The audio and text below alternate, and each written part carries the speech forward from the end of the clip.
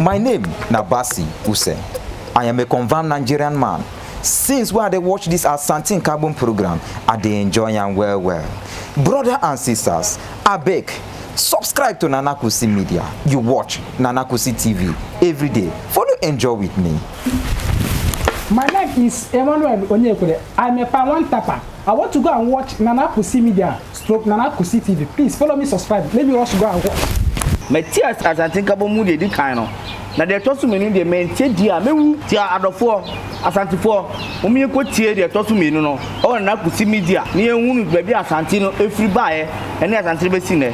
Moson for KUSI about the men's Brampa Sensia we. The kind of media Sedaka Sepa Nema war, but I will come home Bramedia Asante Nkabom the kind of the brewo. What a four Busan was a year, then Asante Nkabom the kind of guye. So say Asante Nkabom tosumi runa me de brewo, me de broke sia de uquiada, and after a fear the beer 3 times in a week. Come home, I want KUSI Media and then KUSI TV so. Na edimechi Bramedia Asante Nkabom the tosumi no ebrewo. Yeah, oh my sign Emma Munina Moshia, Moson for KUSI or Bodo Mensa Brampana Sabre Masan Shiami. He said, need some cassia and a bass antimemu, Nina say, I disre, Nana was say, my prempe, the aqua to Amradu and him. So we did another Roma, or Munyanem wa, na Santimines and Kawo Imumono. Amradu general ye, Amasisi Amradun's why and Adrian so better crata and what the aqua ma a year abruchiri. Odia kwa abruchiri ochiro krata no se sei abruchira banya giatum amono so aye se sa na wo ka de a ene wo na wo ho wo hunu sei Asante ye mo kwan wo kan ho bomu a wo mfa basabasa ye bi ansa mfa amade a ene amra dudu animwe na ehwe ema bibia ntimi enkoso enti sa abra me no kasa de abruchiri abanya chiro krata e de abre na wo se age my prempe ama wode ne mpedimfo nyina ti ase sesese de aban asan age atom so obepene so ama Asante aman ahodo no asan ka won ho abom no nyina waba be yefua na san e de besi akro ye ko ye adeyo oteso nsia hwede etoso nson na ya wada no pa opepon bosum ne de etoso aduasa baako wa afia prima hankono aduasa enumu eda aban de hye se wode ebepagya Asante Nkabom no mu bio eno no afi amrado eni Asante aman hini hia ewo subin so agodibia ene eye enije sem kese na sese Asante man eba betie Asante man atedende wie omanma ansane ye bekomu no enwuma bi ada roma en waboan a ene yetimedi sa adwuma de ebrewo na meka wo se eye NK executive barber say ye baabi ba kopɛ ya yetena yiyeti eme ye ho ye feyie wo hwese de besi ayi meti a enye baabi a na mekotena yikoyi meti eye NK executive barbers akachi ho na mekoya eja oyi mi ama me ho aye feseyie sa pepepe na me kamfo de ama wo se kɔ na itiri style bia wo pese wiye bia no ye beyiwa ma ho aye fe na eno akiri no ye wo new earth bar enso ewo hɔ a no so ewo eye pechi number 2 junction no so pe orofo ene wura ye new earth bar wo so no waduane a wo pe di wo benya afi nsambe na wo pese wonom eye adonko product ni nyina no okoye new earth bar orofo obenya bi ewo honom ya ka wo say adonko bitters limited o monso boy papa uhwe me table iso a on products na esame table isi orofo kodwa so pe bi etra kwan bobobi na bebo apa owo adonko atadwe ginger ewo ho adonko black penny de penny no do na sisi wasan de akwasi broni nsa no de enso de ababe ka ho eno watu ne de adonko premium next premium energy drink ni nyina no ewodwa so afi o adonko 1 2 3 enso ewodwa so de nyina no kodwa so ape bi etra kwan de offer se korompo siro coronavirus ya eni what ye dra mansan komu eno enene ye de ebo ye ho ban afri coronavirus so nti orofo tutu anamo ne kodwa so pe bi etra kwan na ebebo apa re o mama ye nkoti won krato le ba ye de akenkan asem no abeto house empani say titi wo bi ka titi wo bi kire eni ye sa titi wo bi ka na titi wo bi kire de a mebusa say Asante efri hen ibirimu kire say Asante efri bon bi mu eno bepi Asante man so ibirimu kire say ofi atweaban so eno sande ba fom abakosam kire say Asante emusie bi ene kan wo ho bo mu ma enne wabeya Asante ne santi ena afi mede ngoma wato ne din Asante Nkabom de di kan ene Asante Nkabom de toso mienu e de brewo bisa ho se ye den Asante Nkabom edi kan de ba ye na anyina na mu Asante Nkabom toso mienu ene begina ye ebe me de GP so be kama ho memenda ene kwase ada bia e wo na KUSI TV ene na KUSI media so nam de sadwuma de dia bro memenda ene kwase ada bia e wo ye social media platform ni nyina so YouTube, Facebook, Instagram and afi yen Twitter page so now benya sa ken cancel me nyina memenda ene kwase ada bia medamase. Have you heard about NK Executive Barbers, the latest barbing salon in town, where all kinds of hair services are rendered with professional hands? You can locate us in Ghana at Pechi number 2, just at the junction to the main Pechi town, Ghana, Asante region. You can also locate us in Nigeria at number 14 Efanga Mpa, State Housing off Marian Road, Calabar, Cross River State. We also make customized shoes and palm sandals. You can reach us on +234 703 760 4979 or +233 24 383 7121. Hi, my name is Mimi. I've been head of KUSI TV before, and what we do, in case you haven't, this is what we do. Skits and film production, video coverage, musical and video promotion, event management, wedding, birthday party, photography, comedy, entertainment programs, and many more. You can follow us on our YouTube channel and Facebook page on KUSI TV. And please, do not forget to subscribe and share our videos. Thank you. Bye. KUSI TV, we bring to you the best news and programs coverage, event management, movie production, music and advert video production, photography, and lots more. Contact us on 0703 760 4979 or 0814 264 1314. Send us an email at nanakusitv@gmail.com. KUSI TV, 100% online. You can get us on YouTube, Facebook, Instagram, and Twitter on KUSI TV, NKTV.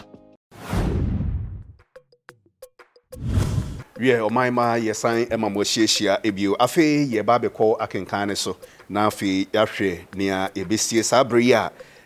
wabudwa data na amrado ebe kansam dia kire eye asanteman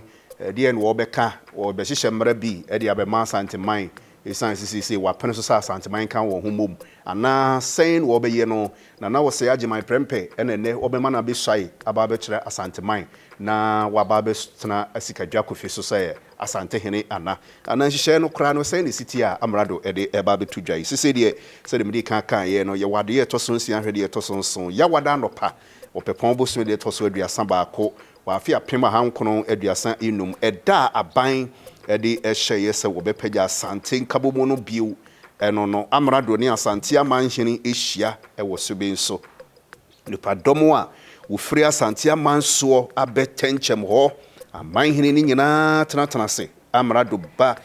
dwabre mu ho asojafo didi ni nkyɛn amanhene no sɔre bra ofro eye ni simpie sabre nyontofo eto nwom odbonyom God save the king bra ubia igina ho jumno twa ubia tena se abrafo tempenten kwa ekona na wose yaje my prempe anim na okomumma no wie sani sabre obrani baako na womma eye na wose yaje my prempe wono no wose tutu na naje my prempe eno no wose tutu aje my bedin bi se bedin kronkron se da wose tutu na kronkron opusu dum woso na ne wo opempam ago wose na kronkron wose tutu a wopempam asanteman ma asanteman yefu anana ne wo asanteman wobrempon wose tutu age man prempe obeje wo man nana brebre breni otoso mienu enso bomma nana wose age man prempe osesen wono no wose tutu age man prempe no age man prempe ya wapre age ne man enye premu ene wodi age wo man enya ase kantwe ena wodi age wo man wodi adefedefe sema ma uburuni abuni tirinko wodi unyansa ma akwasi kokko achiawo akwasi kokko adamfo akwasi kokko ehirawo akwasi kokko amawo so was say to agyeman prempe asante man ma wotire nkwa me ne sabra me ka say etumpan kani eka etumpan ohene krache na sabre wo ka say was nananom mon sorry ema yengu nsa ne achiame hene eso tomremu ema ohwie nsagumu emprensa ma okasa na sadi wachiame ego nsa ni wotwedi ampon kwa me ensa yo asase ya ensa yo na nanom adi kanfo ensa ni yo mo amunim de ntia enne ya wada no pay ya hia ha yo enye hwe se mo ena tete no mo kan santeman ebo mu efre no asanteman yo wo say tutu nyame kese ensa yo konfo anoche ensa yo ye kan kabo mu a na ya kai mo yo na nanom eso nkabo mu yo wode won kra to ho e man kabo mu yo na nanom mo achi ena titimu ba ye yo ma ntokuru bedaye mu yo e ma wotamfo no behura mu yo wode dokro nkabo mu no yo ma mpapa mu e ba ye yo de asante man hwe ase e ba ye yo e ma wo bia nya fa ahodie yo na magyeban prempe adokodoko sem so yo ubruni ehunu se asante ban kabo mu hia yo ne se nti wapene so se yo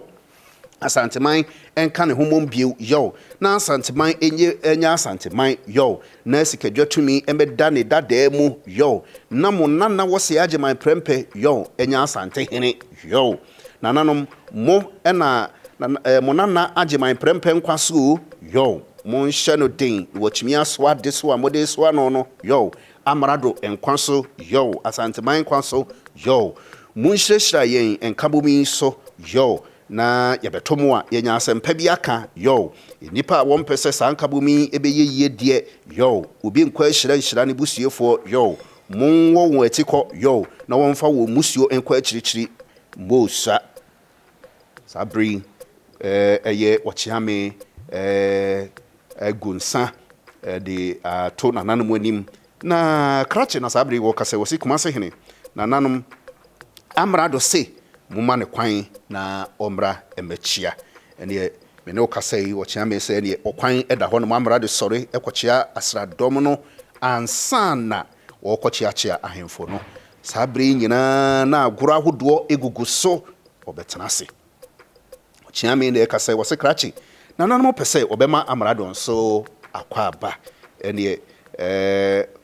wana krachi se amrado se okwan eda ho no mo ene me kan ahemfo no etoa so ebe ma amrado akwaba afina na wo se agyeman prempe ya wotoso bienu ene wo hema enso esori na enchia no asa ye sabre hin de edro krachi ene e kasa wo se nananom bradu se nana wo se agyeman prempe kuma se hene ebe kasa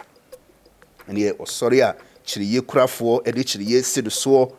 wo bompintin ejeje no tata na agyeman prempe ne kasa amrado mijina na hema ene asante aman hene ene manemu emawo ene wahokafo akwaba afi ya mawutire nkwa ese wode wo asi akonya kese eti seso yenim se wodibere se sikampo anu amrado no enya adewa ititire no sabri ya ahokyere wo wiase na enso ya amanyosem ayedin obre dawoso eso nanso yenwura wo hon nsɛm a yɛatete bra obɛhyɛ wadwumase ɛde nsɛm a wode tu dwa bra wo sai no ɛda no wadi pefe sɛ sikampoa no anya wo kanifo a wo fata ɛne ne mfie kakra obedie no yebenya adamfo ofutufo a na da yɛ so ne sɛ obɛma ne man anya enipa a ehia won na wo man no nkoso won so aye ne hia asɛm ye wo awruhim sɛ amrado bɛbɔ ye ho ban afira memuo bɔne ho na wɔyɛ afiri ohia enso emu sabra wunya bre ensu asante nsemi memfa ye hia de entwintwa wanemu meja bibiara na wosan ba biewu a me ne wo atwetwe ho enkomo ne kurakura no me ne enipadom a yehia ye ahemfo ene asante man nyina srapomuden nyansa ene ehunu mobro ema wo ene wa hokafo ewo wa memuo mu edamo ase we sabri nana wasa ya agyeman prempe ensem a wode atodwa ewo dwabo eno ase eno no ye to aso ene krachi sorry no say nana kumase hene nanam ebredu ese amrado enso ebekasa ene wo ba no sojafo bono nyom sabri amrado ene kasa yi wo se nananom bede menchia mamo bede menchia kumase hene nananom aman hene kumase ehima ene amaman enu nyina ahima ejina tufo ene mu amuhia ha ene dei enyinara edwa mo abomi ema mani giye ne titiri se ene eda edi kan a mesere kumase mo akwa ba man eyi wodo ya mowo ema me yadi na mesere se sa wodo no entena hoda mo amohia ha ene yi ebinum ennim emfie aduonum a atwam yi asante abakosem nti monim ne yenti a ene yehia ha se ni pai ekai de ema kane Nkabom no eguye ene se de obekire mohene etwa no wasuo na enam so saaso ema amamre bi eseye free na ekuri ye bema amane a asani bi eso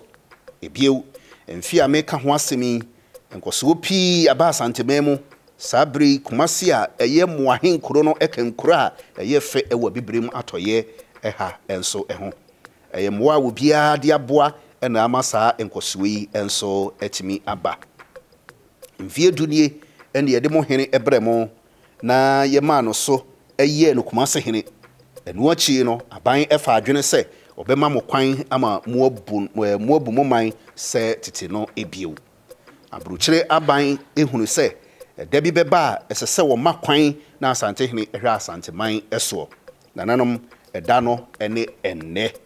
nananom ene mede tu dwase otumfo osaya ageman prempe ya wotoso mieno ene Asante hene ya wodikan ewo obroni amemmuo ebreso mesan de tu dwase Asante ban Nkabom no aban ede ese ne dadamu aman ya wokan Nkabom ho ene kumase mampon dwaben suminya kokofu ensuta kumewu adanse ofenso edwoso ene afi agona bonaman a ene bana wanchi enso efri wompemu epese wokan Asante man Nkabom no ho afi aman etese obogo denyase bompata manso nkwanta ene ahafo enso wonsan kwhye kumase ase woni aman ketewa na wosun kumase dada no sede tete no oman ne tie no saa na ban asane amaso ebiemu aman ni nyina beba besuma sikadwa kofi sede na moye ne tete no Nkabom mu mbra ene beye adwuma asisi enim ntagiabuo enso enim wosun bia obi pe ene obesom se ya bosonsom ana nkremosom ana eyekremosom aman mu biara ebehye na japade ana behwe na japade so sede na moye ne tete no menim se aman bi ewo ho a wonya emfa wo ho emedom Nkabom no brebia wo pe no wo ho kwan se obeka Asante ehene edibre ana so obeka Nkabom eno ho na Asante hene edibre a yasan amaso yi no ede adekese ewo Asante abakose mu no ifiri se Asante hene en wo rempom bi asiedu ya wode aman hene eso na wo eye ambemuo esronko sa amemwo kwan yi etese Britannia amemwo ya wode ebu aman ahodo ya wo hye nase sedi nipa ahodo ebinum tuntum ebinum kokko na ebinum fita na wo free aman ahodo eso ehye wo ohempon George ase no sara enesese Asante amantam no enso eka wo ho ebomu na wo hye Asante hene ase Nkabom emudie ejina moankasa moso se munyina baye koro na mo ato ntitimudie a ewowo mumu no atwene na munyina enya adwenkoro ede apagya wo men abakosam akire yense amemu a eche ene aheman a etise mudie yi ana Britannia de no dia munyina moka ho bi eno no mede me kasa no ebe wieye no deɛ mepɛ sɛ meka etwa toɔ ne sɛ ntawantawa ebe mu bi mu a monkae sɛ Nkabom mu ɛma ahoɔden momma nsɛmansɛma entete mu sɛ biribi edu anaasɛ bere bi du na nipa bi bɛdaadaa mo sɛ montwe mo ho emfiri mo ne Britannia Nkabom mu a aman bebree ɛfrɛ mu no mu a momfa ɛfiri sɛ ankorankora biara ni hɔ no mu a ɔno nkutoo tumi gyina ne man ɛso sara ɛna abusua bi anaa wɔman bi nko a ɛntumi ɛnyina ne nan soɔ ɛfiri sɛ obi ɛdan obi mewɔ gyidie sɛ mobɛsɔ mo Nkabom mu a ɛtɔ so mmienu yi emu yie ɛma mo tiri ɛnkwa sabre na no esi ɛmaabo se ose ye wotwe dia mpɔwe yɛda wasio yɛda wasiamio yɛni o ɛni ate dɛnnɛ atadwe ɛni ate dɛnnɛ ɛni ɛsɛ deɛ mayi ebo se ɛkɔba na amrado ano nsi na ɔsɛ na naprɛmpɛ krata ekutami ɛni tumi a ɛkyerɛ sɛ wo ɛni Asante hene sɔre na ɛbɛgye ɛni na naprɛmpɛ ɔsɔre kɔ amrado hɔ no mo ɛkɔgye ne mpanimfoɔ ne abrafoɔ ɛka ne ho amrado Asante man ɛda wase ɔsan ɛkɔtena se sabre krakye na ɛka sɛ wɔse afi aduru sɛ otumfoɔ wɔsɛ agyeman prɛmpɛ ɔtɔ so mmienu ɛsɔre besai ɛkyerɛ amrado ɛne ne man afi na prɛmpɛ ɔsɔre tu anamo ɛkɔ biaye a kasamohonho no wɔ na ɔsɔ mpomponsuo mu esai me wɔsɛ agyeman prɛmpɛ metɔ so mmienu me kantam kɛseɛ sɛ medi aburukyire ɔhene George ya ɔtɔ so enum no korɛ na me yam asom no ɛne n'asefoɔ ya wɔbɛma aburukyire wɔbɛtena aburukyire dwa soɔ sɛdeɛ mmara ɛkyerɛ nti wotwe di ampɔn boa me ne samri wɔka twene ɛma ne dɛmrefa wɔde mpomponsuo ɛma afenekurafoɔ ɛma wɔtene ne nsa edwa amrado san bi gyina hɔ ɛtwe mpomponsuo ɛno bio wɔde mpomponsuo no san fam bia mu ɛpagya ɛhwɛ ntentensoɔ me wɔsɛ agyeman prɛmpa metɔ so mmienu ɛndɛ ya wadai mesrentam kɛseɛ kantam kɛseɛ ɛmiɛnsa sɛ memfa nsuo nyina m'anum ɛnkasa nkyerɛ me man awia mu o osuo mu o so man frɛ me a mɛba meyi wɔ yareɛ sɛ nte saa na mofrɛ me awia anaa anadwo na maama sɛ mansɔ me tuo mu ɛden anko anye mo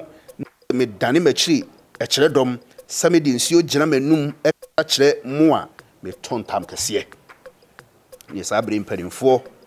mo buru afi etumpankafoɔ ɛka twene ɛma no dɛmrefa ma ebosi use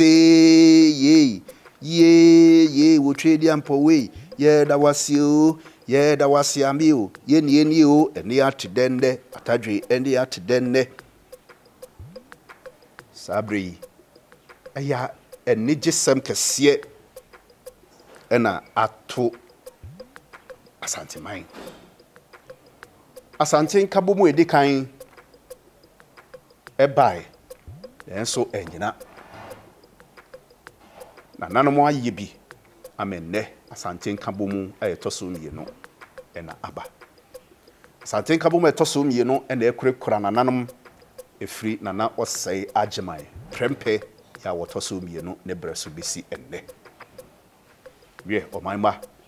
fabi bo kotodwe mu na me nso be di bi ebo mi kotodwe mu ne nyina ye de atie ho fo sɛ Nkabom mu ya de a ɛho hia Nkabom mu ɛne ye de tekyere wo man Nkabom mu ɛne boa mo man enya nkoso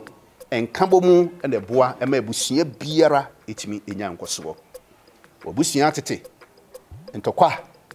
we sisen we se faha we sisen ha entiti mu ɛne da wabusua mu ana